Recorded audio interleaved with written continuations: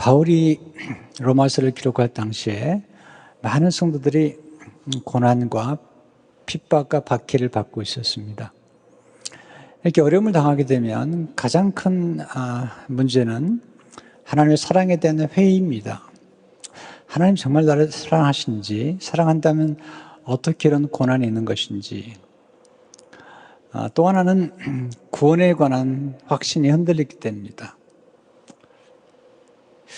과연 내가 구원을 받은 것인지, 이런 문제를 놓고 고민하게 되는데, 사도 바울은 성도들의 그 고민과 질문과 의혹을 알면서 하나님의 사랑은 결코 끊을 수 없으며 우리가 받은 구원은 영원한 구원이라는 사실을 강조하고 있습니다. 그래서 사실 확신이란 단어는 딱 한 번밖에 나오지 않지만 로마서 8장 전체는 구원의 확신에 관한 메시지를 주고 있고 또 우리가 누구인가에 대해서 예수 그리스도를 믿는 우리들이 어떤 역사가 있었는가를 강조하고 있습니다. 특별히 오늘은 예수를 믿는 사람들이 이 구원의 안전성에 대한 확신과 하나님의 보호하심에 대한 확신의 근거로서 예수 그리스도의 중보요 기도에 대해서 말씀을 하고 있습니다. 첫째로 예수님은 멜기세덱의 반차를 따른 큰 대지상이 되셨습니다. 우리가 아는 것처럼 예수님은 유다지파에서 오신 분입니다. 구약의 대제사장이나 또는 제사장이 되려면 반드시 레위지파 가운데 아론의 후손으로만 가능합니다. 예수님은 아론의 후손이 아니십니다. 예수님은 레위지파가 아니십니다. 예수님은 유다지파신데 예수님이 대제사장이 되신 것입니다.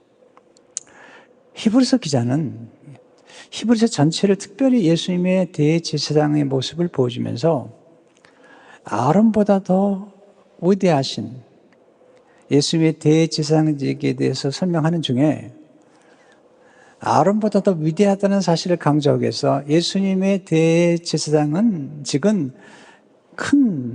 예수님은 큰 대제사장이라는 사실을 강조하죠. 그래서 히브리서 4장 14절을 보게 되면 그러므로 우리에게 큰 대제사장이 계시니 승천하시니 곧 하나님의 아들 예수시라.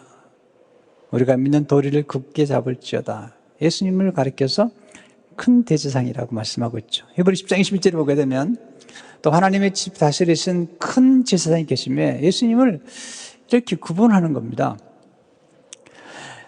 창세기 14장에 보면 아브라함이 전쟁에서 돌아왔을 때 아브라함을 만나서 아브라함을 축복해주고 또 아브라함이 드린 11조를 받았던 인물이 나오는데 그 멜기세덱이죠. 그 멜기세덱이 독특해요. 멜기세덱을 딱 보는 순간에 이분은 예수님 같다는 생각을 하게 되죠. 창세기 14장 18절 19절에 보면 살렘 왕 멜기세덱 왕이에요. 이 살렘이라는 말은 예루살렘 왕이라는 뜻도 있고요. 또 하나는 예루살렘에서 살렘은 살롬, 곧 평강의 왕이라는 거죠. 이분이 왕이신데 떡과 포도주를 가지고 나왔습니다. 이 떡과 포도주를 생각할 때 우리는 예수님의 성찬을 생각하죠. 또 하나의 놀라운 특징은 그는 지극히 높으신 하나님의 제사장이었다라는 것입니다. 그가 아브라함에게 축복하이르되 천지의 주제시요 지극히 높으신 하나님이여 아브라함에게 복을 주옵소서. 자, 멜기세덱의 특징은 왕이죠. 그리고 이 축복을 빌어주는 사람이 구약에 보면 제사장인데 이분이 축복을 빌어주고 있는 것입니다. 그리고 구약의 레위지파에게 원래 제사장인 레위지파를 위해서 11조를 드렸는데 이 멜기세덱에게 아브라함이 11조를 드렸다는 것입니다. 그런데 구약에 보면 창세기 14장에 한 번 등장한 이 멜기세덱이 다시 시편 110편에 등장하는데 시편 110편은 아주 짧아요.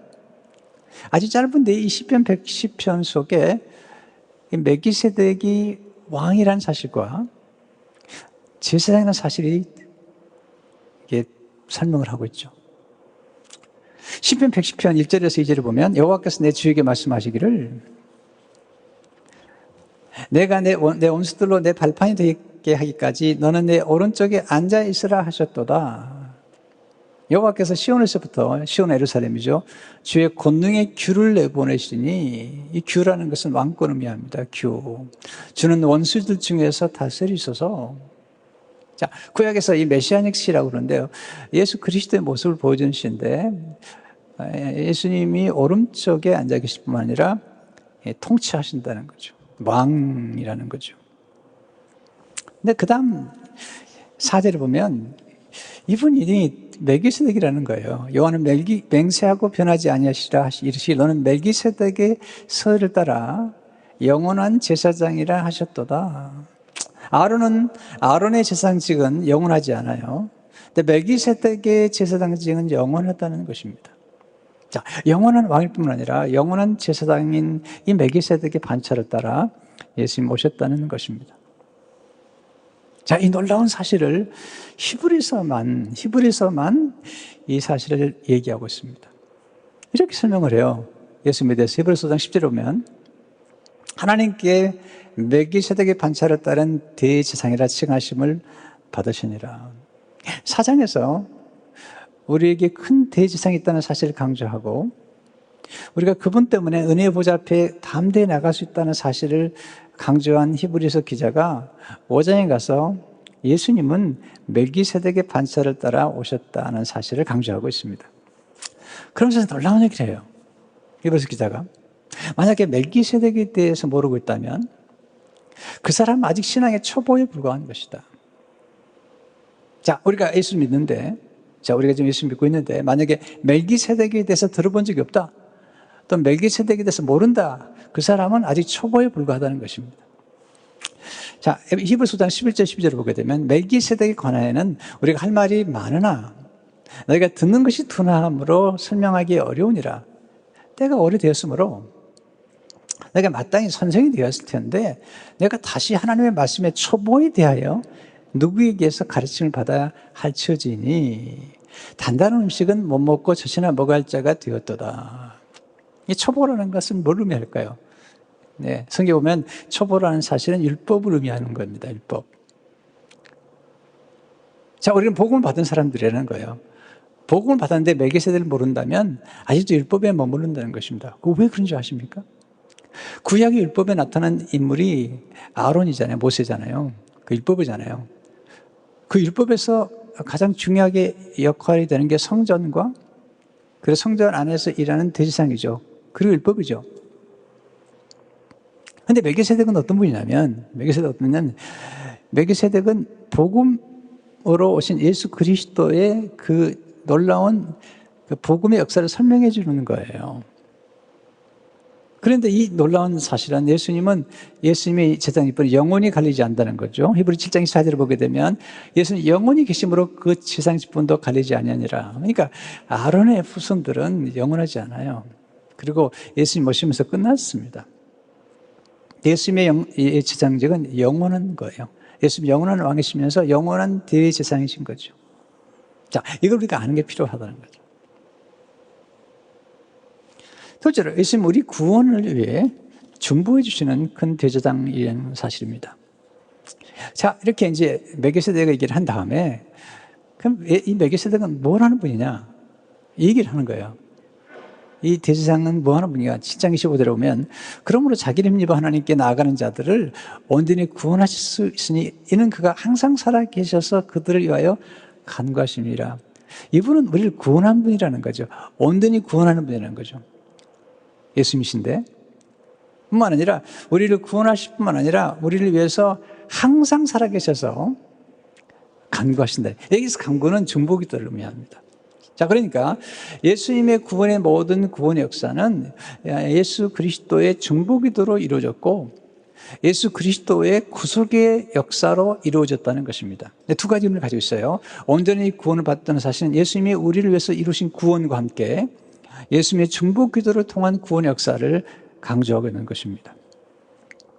원래 우리는 구원받을 수 있는 존재가 아닙니다. 왜냐하면 죄를 짓기 때문에 죄의 삭은 뭐죠? 죄의 삭은 사망이죠. 이 죄 문제가 해결돼야 됩니다. 근데 구약은 죄 문제를 해결하기 위해서 짐승의 피를 잡아서 그 피를 뿌림으로 죄가 덮어졌습니다. 그러나 죄가 용서는 받았지만 죄가 도말되지는 않았습니다.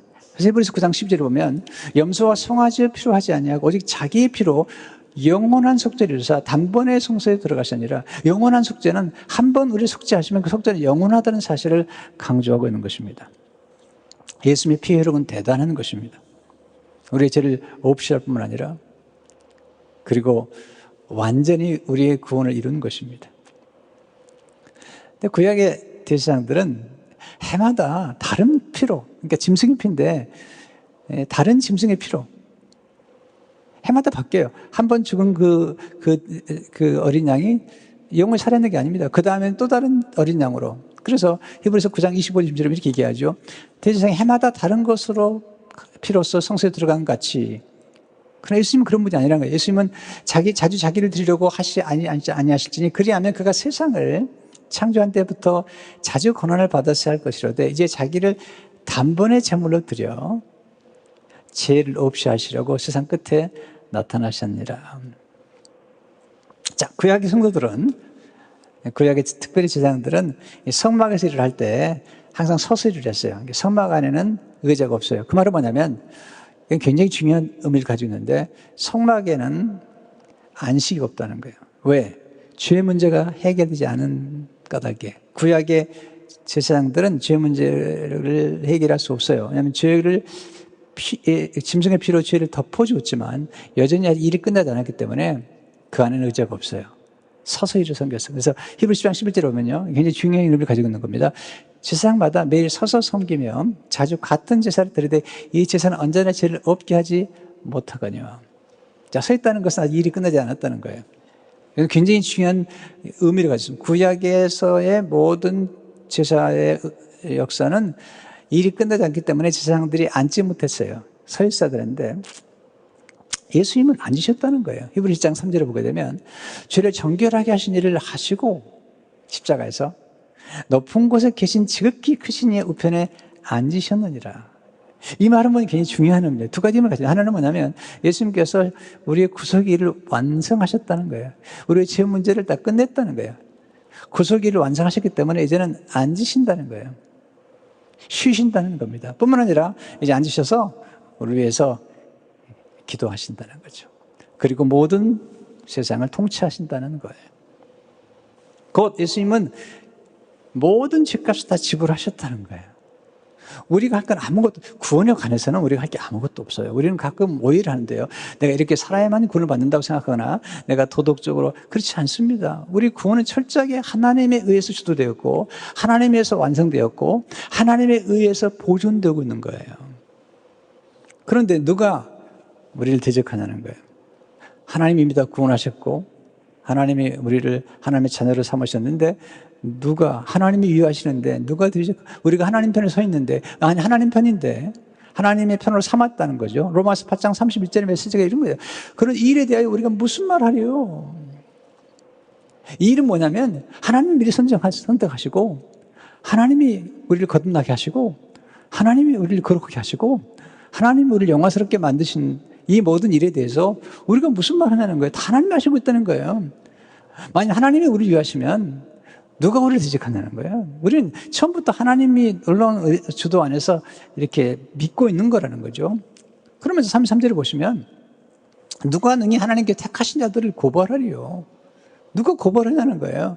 의롭다 하신 이는 하나님이시니 하나님이 의롭다 하셨다는 거예요. 누가 고발하냐는 거예요. 누가 고발하죠?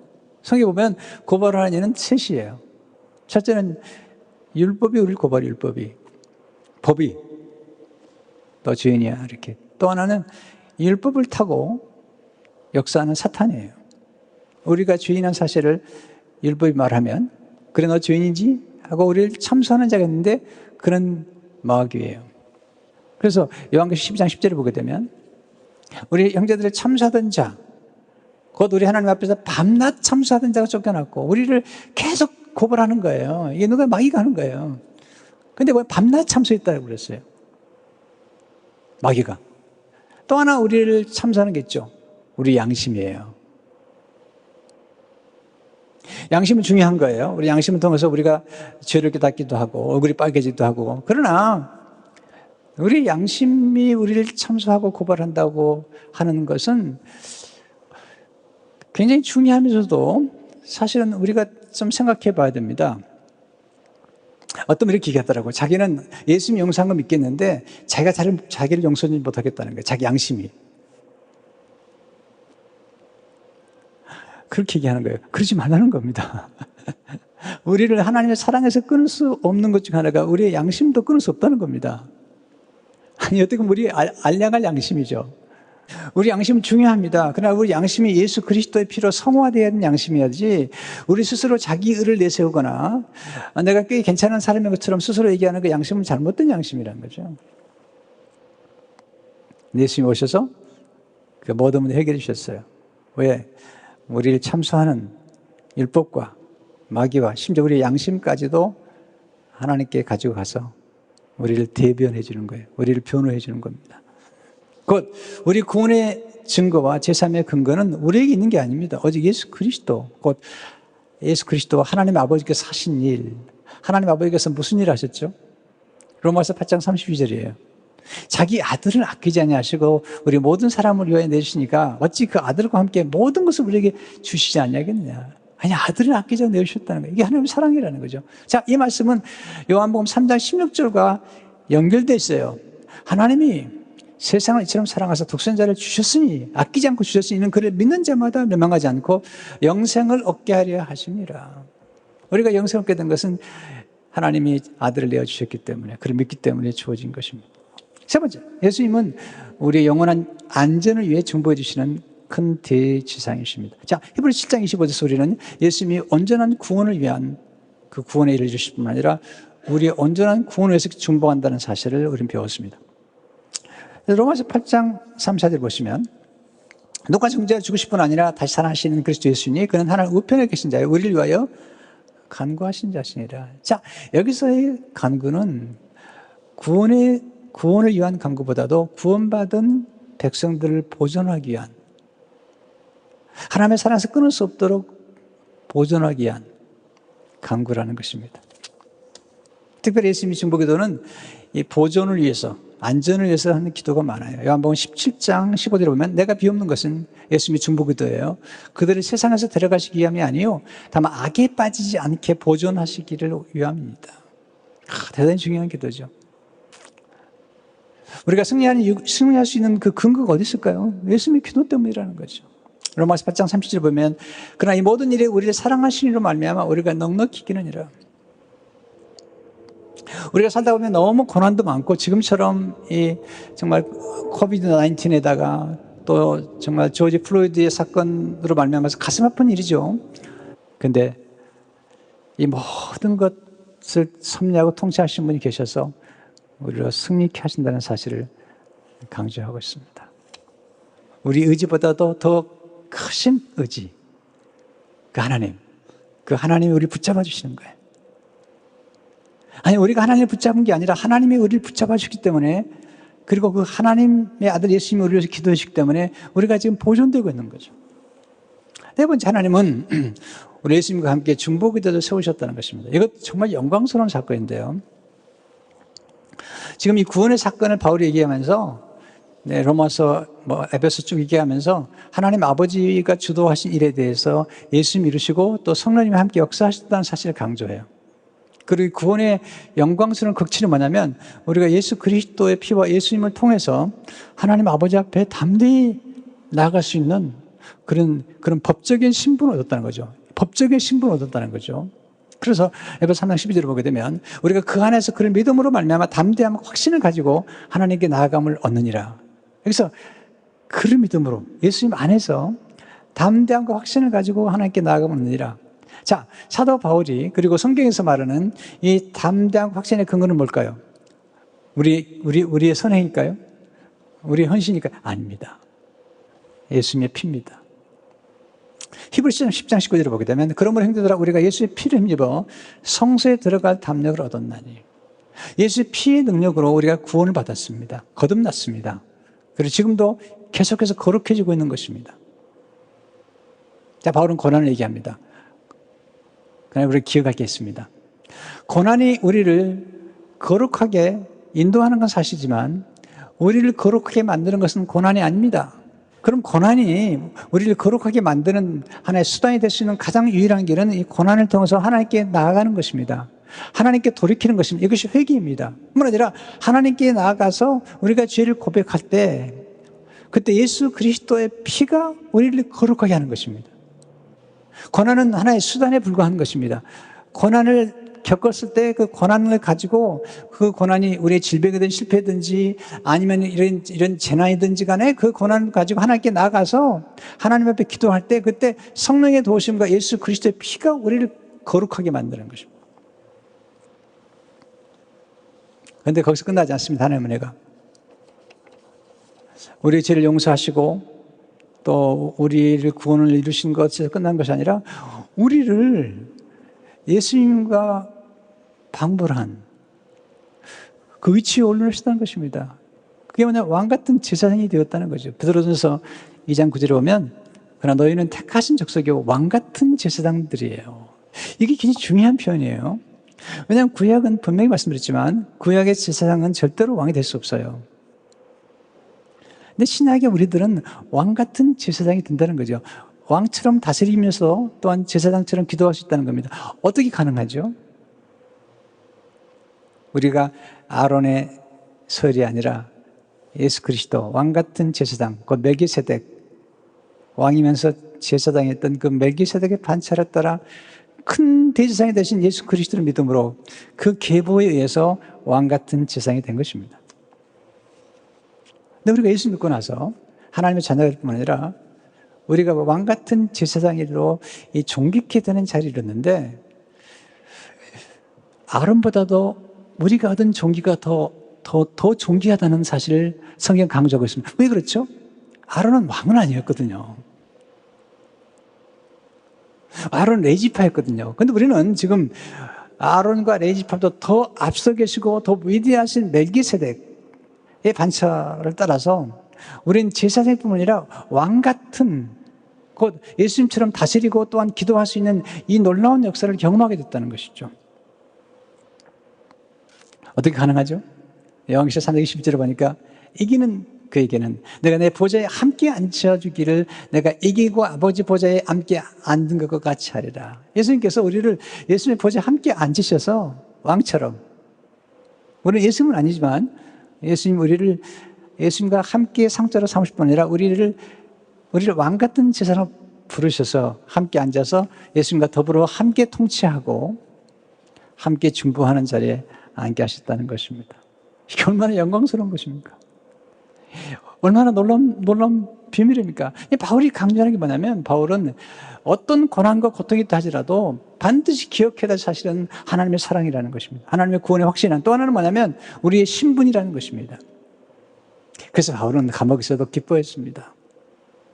수많은 고난받은 성도들이 흔들리지 않았습니다. 지금 우리가 어렵죠.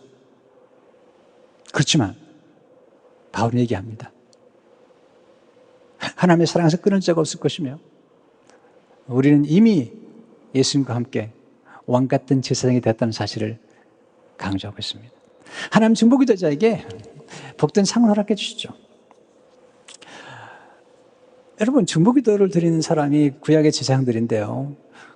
보통 사람들은 할 수 없는 자리입니다. 제사장들은 성막 안에 있는 분향소에서 중보기도를 합니다.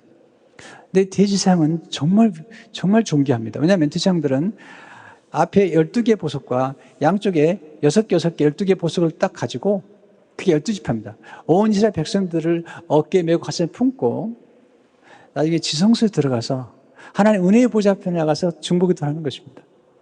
이건 정말 존귀한 영광스러운 자리에 있는 것입니다. 그 자체가 상을 받은 것입니다.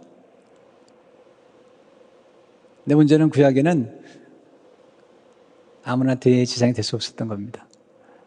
아무나 제사장이 될 수 없었고, 그러나 예수 믿는 우리들이 신앙에 와서는 누구나 다, 예수를 믿는 사람 누구나 다 이 지성소 안에 들어갈 수 있는 예수 피로 왕같은 제사장이 된 것입니다. 여러분, 기도를 할 때 예수님께서 보여주신 가장 큰 상이 뭐냐면 그 응답받는 기쁨이죠. 그래서 요한복음 16장 24절을 보게 되면 지금까지 너희가 내 이름을 아무것도 구하지 아니하였으나 구하라 그리하면 너희 기쁨이 충만하리라. 뿐만 아니라 하나님의 영광을 돌리게 되죠. 요한복음 13, 13절을 보면 내가 내 이름으로 무엇을 구하니 내가 행하리 이는 아버지로 하여금 아들을 말마 영광을 받으시게 하려 합니다.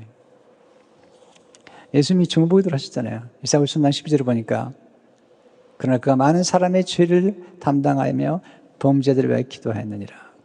그게 응답이 되죠. 10절 11절을 보게 되면 그의 손으로 여호와께서 기뻐하시듯 성취하리로다. 그가 자기 영혼에 수고한 것을 보고 만족하게 갈 것이라. 자, 우리가 기도하게 되면 뭘 경험하게 되면 하나님이 기도 응답을 경험하죠. 우리가 중보기도 하는 것 가장 중요한 것 중 하나가 영혼 구원을 위한 것이죠. 열방을 선교하기 위한 것이죠. 또한 성도들이 아프거나 고난 중에 있을 때 같이 기도하는 것인데 그때 하나님 놀라운 역사를 일으키신다는 거죠. 이 중보기도가 굉장히 놀라운 것은 뭐냐면 성경에 보게 되면 모세나 또는 이게 기도를 통해서 하나님의 뜻을 돌이키는 거예요. 아니, 이 기도가 얼마나 능력이 있으면 하나님의 뜻을 돌이킬 만큼 능력이 있냐는 거예요. 여러분, 아론이 금송아지 만들어가지고 경배하잖아요. 하나님이 진노하셨어요. 그래가지고 이 히브리 이 노예들 다 진멸해버리고 모세 너와 함께 새로운 날을 시작하자 그러니까 하나님께 나가서 모세가 중보하죠. 그러지 마시고 뜻을 돌이키십시오. 진멸하시면 안 됩니다. 모세가 하나님 앞에 나가서 하나님 앞에 기도하잖아요. 그랬더니 출애굽기 32장 14절을 보면 여호와께서 뜻을 돌이키사 말씀하신 화를 그 백성에게 내리지 아니하시니라. 중보기도는 우리 자신을 위한 게 아닙니다. 하나님의 나라와 의를 위해서 드리는 다른 사람을 위해서 드리는 기도입니다. 놀라운 사실은 이렇게 중보기도를 하는 사람들에게는 하나님께서 본인이 아닌 다른 사람의 기도를 했는데 그 축복을 더해 주신다는 것입니다. 이것이 마태복음 6장 33절의 말씀이죠. 그런즉 너희는 먼저 그의 나라와 그의 일을 구하라. 그리하면 이 모든 것을 너에게 더하시리라. 그러니까 우리가 남을 위해서 기도하는 것은 곧 자기를 위해서 기도하는 게 됩니다. 왜냐하면 다른 사람을 위해서 기도하다가 그 기도응답의 그 기쁨을 누릴 뿐만 아니라 다른 사람을 위해서 중보 기도하는 것들이 곧 우리에게 축복으로 돌아온다는 사실입니다. 자, 오늘은 아주 중요한 중보 기도한 메시지를 드렸고요. 예수님 우리를 위해서 중보 기도한 사실, 이것이 우리의 삶의 굉장한 확신입니다. 담대합니다. 누군가 너를 위해서 기도한다는 사실. 근데 그분이 예수님이시라는 성령님이시라는 사실입니다. 뿐만 아니라 성도들도 중보 기도잖아요. 뿐만 아니라 더 중요한 것은 우리가 이제는 멜기세덱의 반차를 따라 예수님의 뒤를 이어서 왕 같은 제사장으로 존귀하고 존귀한 직분을 받게 됐다는 사실입니다. 여러분, 기도에는 중보기도가 없습니다. 기도 자체가 사역인 겁니다. 그리고 사역 자체가 기도인 것입니다. 그러므로 교회에서 가장 중요한 사역을 뽑으라면 다 중요하지만 중보기도가 최고봉인 것입니다. 뿐만 아니라 모든 사역은 중보기도의 능력의 혜택으로 열매를 맺는 것입니다. 이 말씀을 기억하시면서 부모가 자녀를 위해서 중보하는 게 얼마나 중요한지, 또 성도들이, 성도사님들이나 또는 목회자들이나 사역자를 위해서 기도하는 게 얼마나 중요한지, 뿐만 아니라 우리가 예수 그리스도의 중보기도의 혜택을 누림으로 그 큰 하나님의 사랑의 의지가 우리를 붙잡고 있다는 사실을 잊지 마세요. 우리가 포기하고 싶을 때 포기하지 않도록 붙잡아 주시는 그분, 그 능력으로 여기까지 했다는 사실을 기억하시면서 승리하시기를 주의 이름으로 축원합니다.